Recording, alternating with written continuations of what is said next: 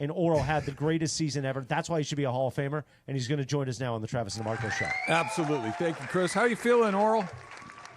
I'm doing great. So what'd you think of it last night? Chris was just kind of teasing me there a little bit about how excited I was to see Ohtani. I was telling Mike Trudell, who's in for DeMarco today, I don't know if I've ever been to a game in the middle of the week, in the middle of June, where it felt like it did last night in the ballpark at Dodger Stadium. Yeah, Ohtani, so what did he do? Just kidding. The hits were awesome. I was glad that he pitched and still got some hits because that bat is, so important to the team. But as far as the pitching, I think, you see the stuff. You saw the command was slightly off at times. You saw the check swing from Machado that probably could have bailed him out of the inning where he didn't give up a run and would have protected his pitch count. So I think all in all, it was a really successful night as far as the arm was concerned and the pitching. And, of course, through this whole thing, all the way through the end of this season, it's going to completely be about how does he feel the next day. We're going to talk about the performance. We're going to cheer the performance. We're going to be on the edge of our seat watching the best two-way player ever and maybe one of the best players ever to put on a uniform. But it's all going to be about the future as far as how does he feel the next day. Earl, we were talking earlier in the show, thinking about his mechanics. And after you have the second Tommy John, does there need to be some kind of change to reduce the extension and like the load on the elbow and how that impacts velocity, how that impacts spin rate, and just the angle? Can you get technical a little bit with just what you know about the arm, like what he goes through, and then what you saw from the actual product and like the ball coming off of his arm, off of his fingers? Well, you're only as strong as your weakest link, and the ligament is one of the weaker links in the body, no matter who you are. If you're Ohtani or you're somebody else, a kid, 12-year-old kid, and the stress on the elbow is going to be a lot, no matter what arm angle you're throwing. But your mechanics do help that, stabilize it, put less stress on it. Having a little more weight helps because ground force production helps. I thought his mechanics looked great, but you can't move something. When you break a Ferrari, right? It breaks quicker because it's going at 160 miles an hour for some reason, or 200 miles an hour. And when you're a Saint Bernard and you're just kind of trotting along, you're not breaking anything because when you're slightly out of whack, there's not enough pressure on the areas to hurt you. So it's really hard to throw 98 to 102 miles an hour. And have every weakest link stay strong and be perfect and not get hurt. You can analyze till the cows come home, and we have elbow surgeries all over baseball, from Little League all the way up to the big leagues, and then to guys that are young in the big leagues, to guys who are old in the big leagues, to guys who have had them once, twice, and three times. And it's just pitching is not completely a very easy thing to do, and it causes stress in certain areas, and we know probably the number one stress has been on the elbow and on the shoulder.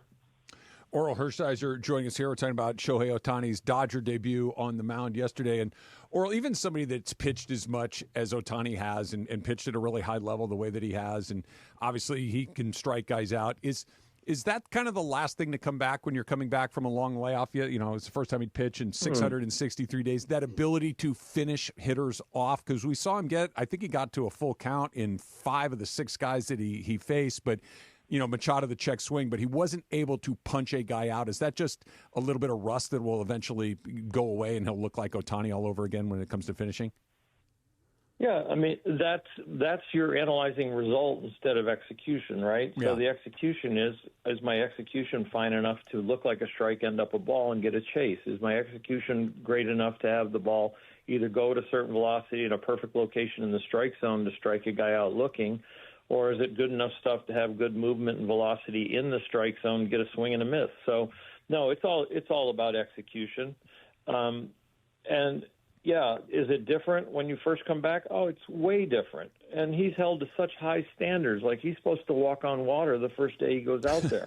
And when he pitches on the mound, there'll be no holes when he leaves it. It'll just be perfectly manicured still. It's like, no, he's not He's not Jesus of pitching, but it's amazing that, you know, he can go out there and do what he's doing.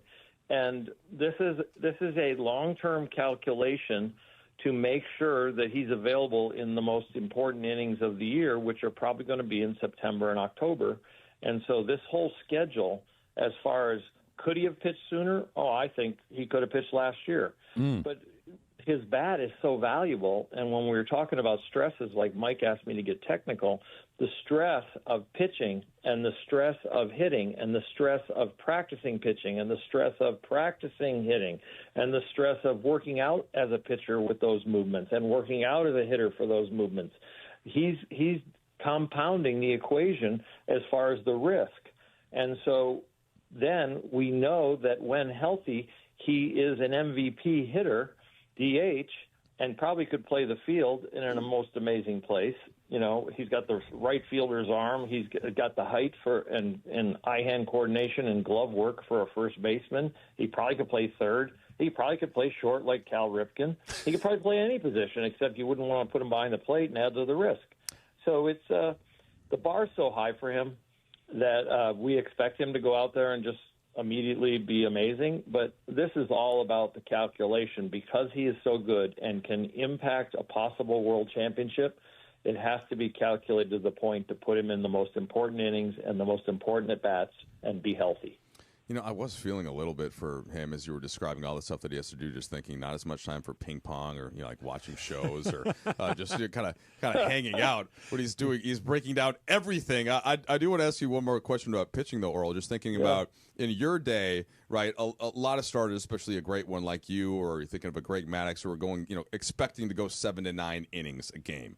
Like, is there any difference in an expectation for Shohei where a lot of pitchers now, you don't even want to have them see the same hitter 3 times, especially if you have the bullpen like the Dodgers are going to have with the arms back? Like, how do you think that goes into the future? Does the second Tommy John impact it? What about the innings count and kind of what the expectation should be for Shohei to be optimized as a pitcher moving forward?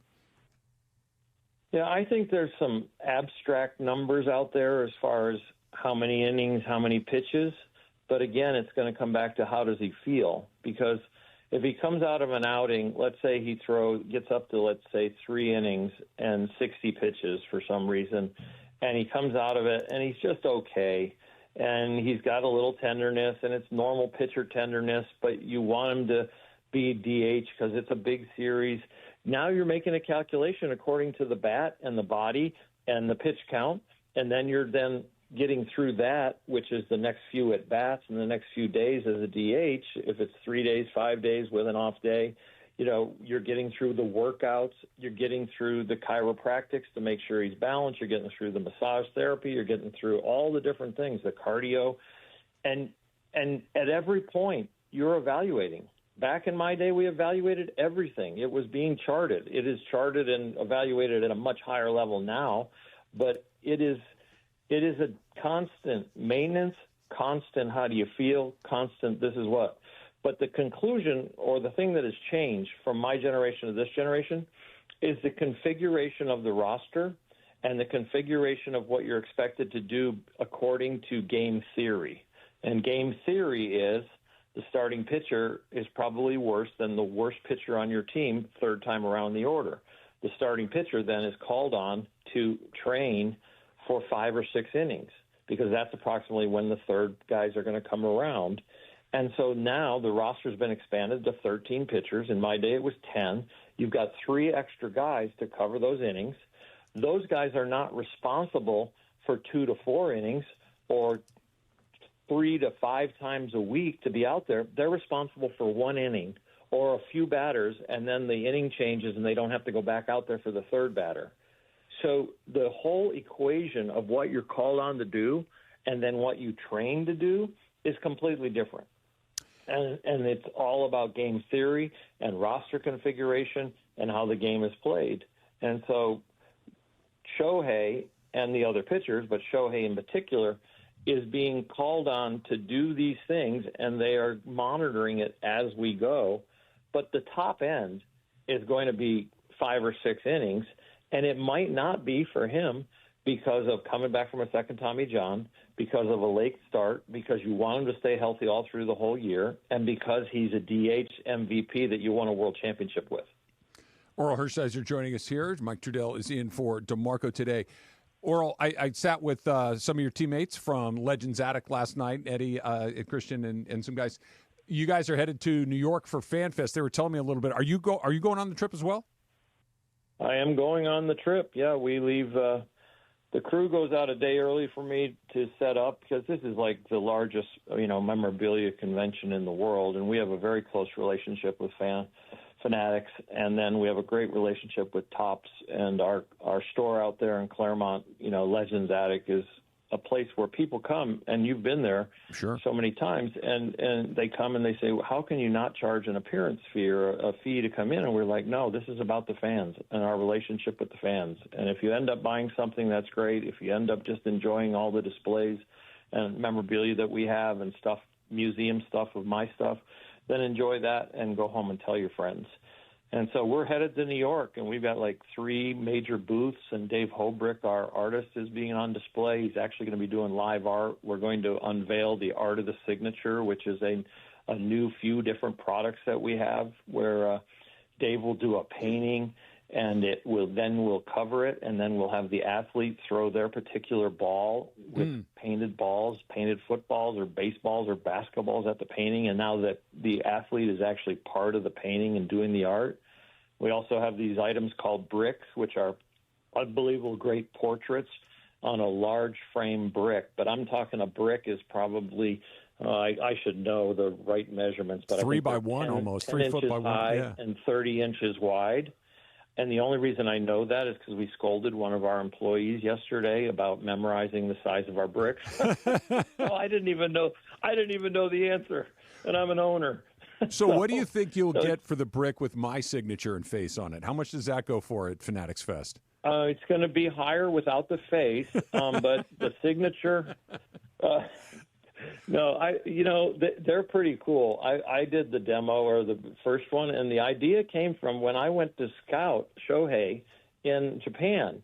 In Japan, they ask you to sign autographs. When we were there, I was there with Andrew Friedman and some of our scouts and my wife, and we went over for a week and followed Shohei around to watch him hit and pitch. And at the time, he couldn't even do side works barely. We saw one side work, and it was probably one of the top 5 sliders I've seen, and he was probably at 80% and needed Tommy John surgery.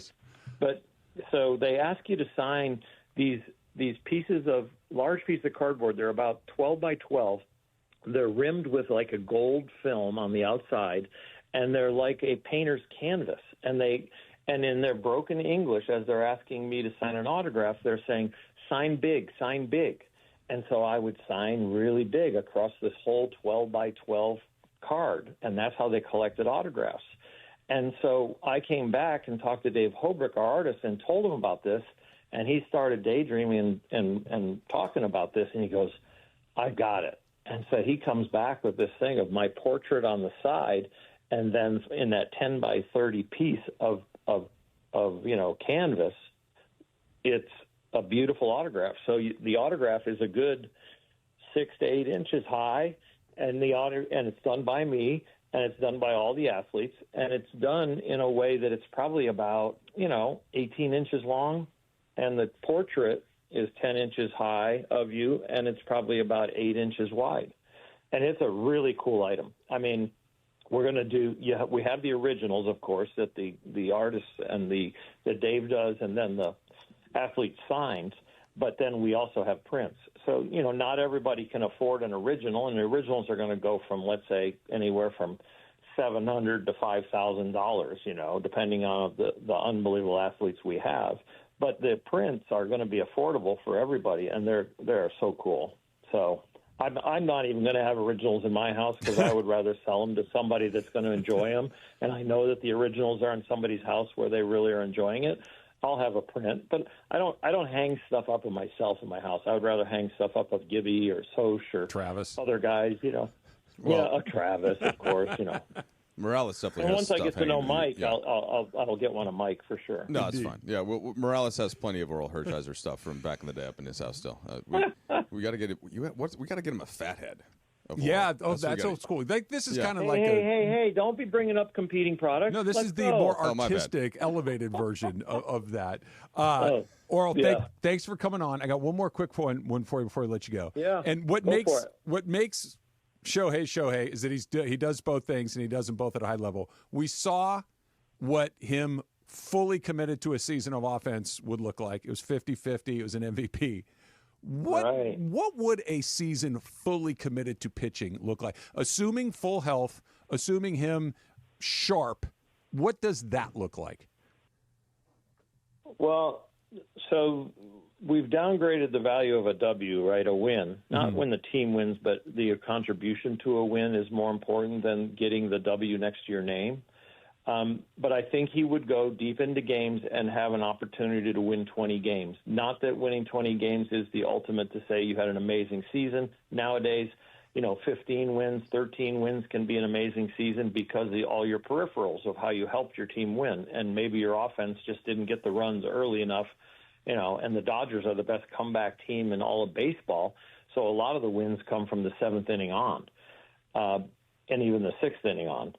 And I got another one for you if you got time. Yeah. But so with him, I would say an ERA under 3 would be very easy if he was full strength. And I would even think that you could have an ERA under 2.5 from him full strength and locked and loaded only being a pitcher. I think that, the innings total could be over 200, which is a line of demarcation now where it used to be 300. But it's only about opportunity, not about ability that they don't get there.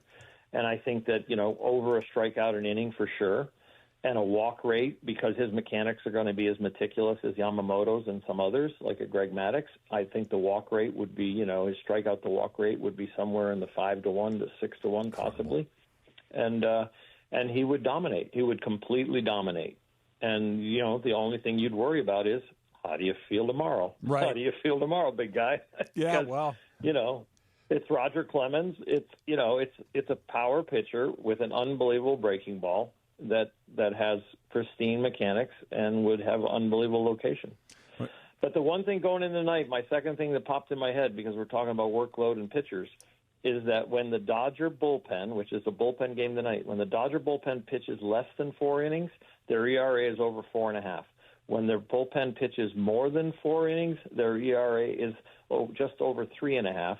And when the bullpen takes down 7 or more innings, their ERA is 2.5. Crazy. So don't worry if you're a fan and you go out there and you go, it's a bullpen game, or the bullpen came in early.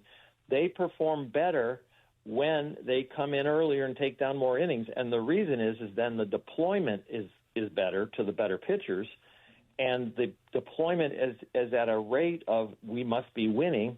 So it's a much better thing when Dave Roberts and Mark Pryor and Andrew Friedman up top and the guys up top can plan out a game against a lineup with the arms that they have and go out there and you see a different name all the time, but don't sit there and worry about them. Think about wow, what a bullpen.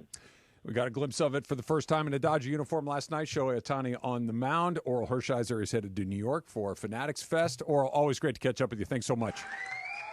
All right, see you, Travis. See you, Mike. Thanks, Oral. I could listen to him talk about the pitching all day long. Just, by the way, did you hear It's he great compared insight. him to? Greg Maddux and Roger Clemens. Is that a nudge? That was a nudge. That's awful. What? What do you mean?